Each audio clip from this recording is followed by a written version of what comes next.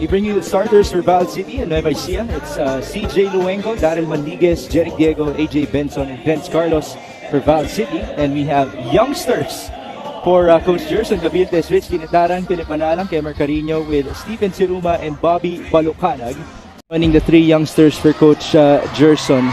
What does this tell you, Juanito, na ganito yung starting lineup ng Nueva Ecija? Well, I think Coach Gerson wants to be competitive. And I'm sure they're not taking anything lightly, but they are giving the youngsters an opportunity early on. And Philip Manalang starts the ball game perfectly with that three-pointer. Nueva Ecija, Manalang. Good pass inside. Beautiful cut, but a sorry miss. Carino, second try. Good hustle. Coach Gerson Gabiltes, and we all know that this is a complicated system. You can't learn this overnight. Well, kitang-kita, one of the guys that's slow to adjust to his system and really can. Mandiguez, the kick out. CJ Luengo, that's good. Luengo really ready for that three-pointer every time Valenzuela is driving. Vince Carlos and CJ Luengo converting from downtown. Mandiguez, mismatch. Daryl with a kick out. Benson, good fake. Step back three-pointer. That's good. What a move. AJ Benson really has been all game. AJ Benson making shots on the other end. What a step back that was. We talked about this guy as a talent. Well, he shows us why those words came out of Juanito Gregorio. There's a game nearby and they are showing up here. Turnover, bounce pass, Luengo on the escape. Actually, hindi rin kalayuan ng Val City, no? Yeah, actually, they also have a mini crowd here. Gitna ang Bulacan sa tatlong city na ito. Go. It is red hair, bit faded at that. Ball is blocked.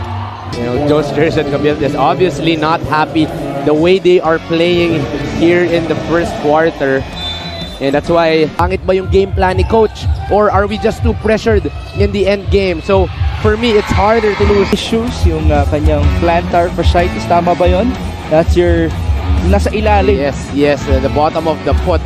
But here, so far, that shake and bake to a hook shot does not show any plantar fasciitis. But we're not encouraging these bad reactions as Pamboy Raimundo converts from downtown.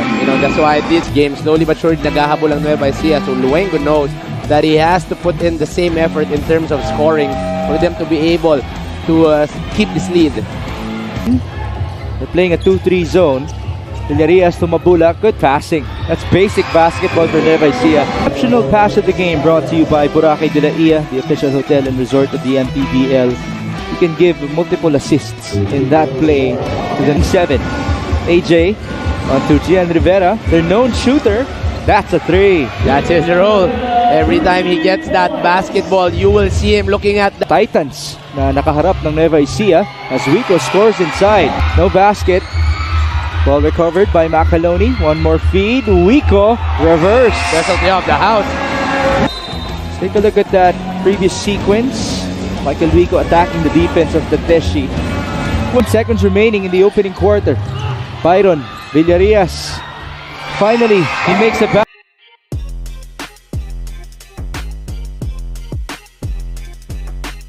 For your matchup between Nueva Ecija and Val City.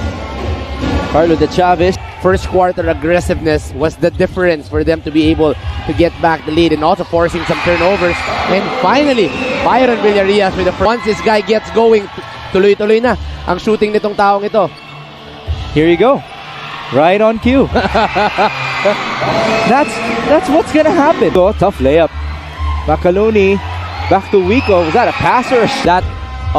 Shot attempt. Oh, good rebound. Inside. And that's 2 points. 28-4, the bench scoring in favor of Nueva Ecija. And that's 4 threes now for Byron. More. 4 na diretso na po para kay Byron Villarias dito sa second quarter. And just like that, it's now a 15-point lead for the Nueva Ecija Rice Vanguards after being down by 8 to Coach Gerson before this game. And as much as we appreciate your analysis, and Byron Villarias makes another 3-pointer, it's also actually gumagana na dito sa second part ng second half. He checked for Byron, and then you see another shooter. Sherwin Concepcion now taking his turn, making his role, going deeper into the season. That rebounding, that challenging the shots, and number 2, also kicking out that basketball because of his height. And he has to be able to Only have faced 3 winning teams so far. What do I mean by opponents.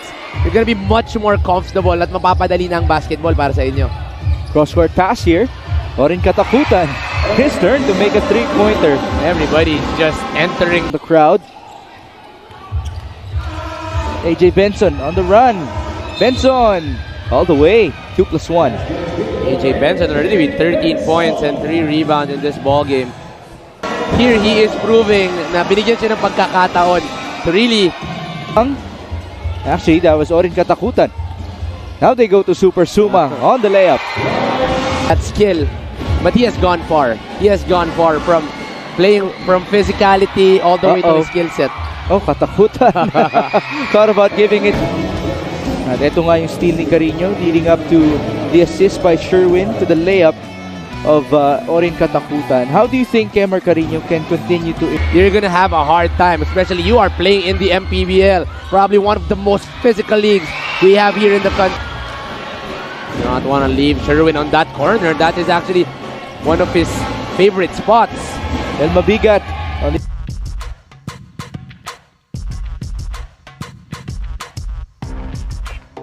That same starting five, only Will Macaloni will be a switch. So same opportunity. Gian Rivera with only 3 points. Macaloni down the middle. Crafty move.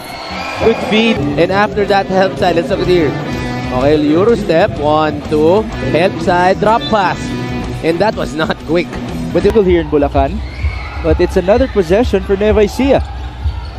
Siruma's turn to fire. That's good. You see Stephen Siruma finally it goes down for him. Might get him going here in the ball game. Certainly a good sign. He lost the basketball. Forward pass. De Los Santos, one man to beat. Wow, slow-mo on the 1-2. Gerson already deciding. Balik na natin yung mga nagpahabol sa atin. Will Macaloni. Good cut. 2 the other end. Rivera. Pull up. Mid-range. Yes. Really shoot volumes when he's open, and another make para to Gian Rivera. Same. Michael Mabulak. To the trailer. That was Will Macaloni. Oh, sorry. So I'll correct myself. The assist. 0 step yes. In basketball. Pamboy Raimundo from downtown. There's one comfort zone from Pamboy Raimundo. That hindi naman sa pagiging relaxed. Hindi naman sa pagiging passive. It's really more of having that awareness of sharing that basketball even more, because as Michael Rico scores on a basket and one opportunity, easier inside. So parang papadaliin niya lang yung buhay niya by distributing that basket. I think the way I used to produce, and they feel like wala silang quality, no, when it comes to their game. The other end, Rico scores again. Game is just running their lanes. And if you run your lane, eventually...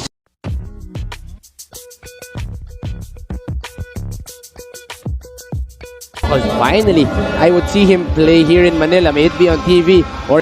Mabulak on the run with Michael Wico. Wico all the way. Natin mamaya. Dapat may poll na lang tayo dito. Sa mga taga Nueva Ecija, sino pong gusto nyo na mag-best player? Michael Wico o Byron Villaria? So both guys. Layups really brought the crowd out here. May it be the Nueva fans or just the Bulacan people watching from around. To 19 points. Kemar Carino is also in the game now for Nueva Ecija. But he could not. Gerson sa kanyang IG story. Sabi niya, preparation creates separation. That's why they are champions in the MPBL. As Orin Katakutan doing his version of a super layup. Pero matagal naman ang ganyan yun, di ba? Yes, well, he's with Michael Wico and Roy Sumang. I'm sure you will be getting a few lessons, especially if you're the younger guy. Sia, no basket there. Takbo sa kabila. Manliguez.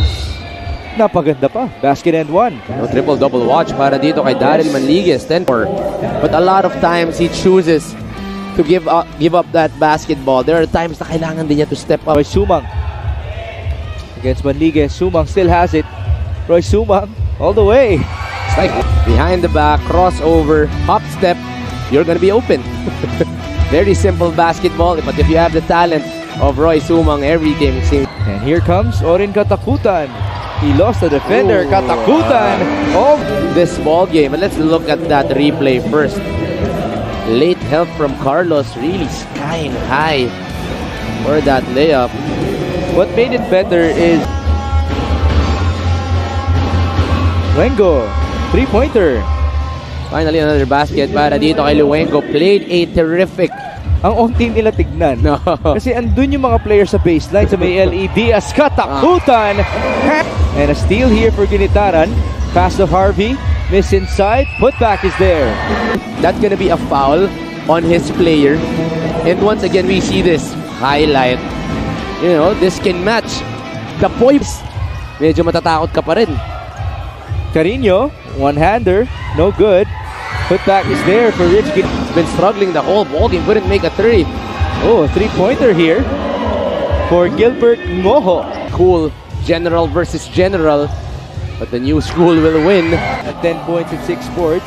Kemar Carino had 4 points and 12 rebounds. But our best player, it's not Michael Vico. Big shout out to him as well.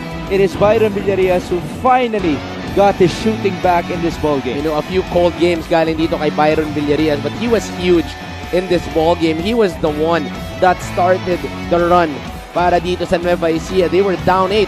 But eventually, Byron Villarias got hot, scored 4 3-pointers at tuloy-tuloy na para sa kanyang team.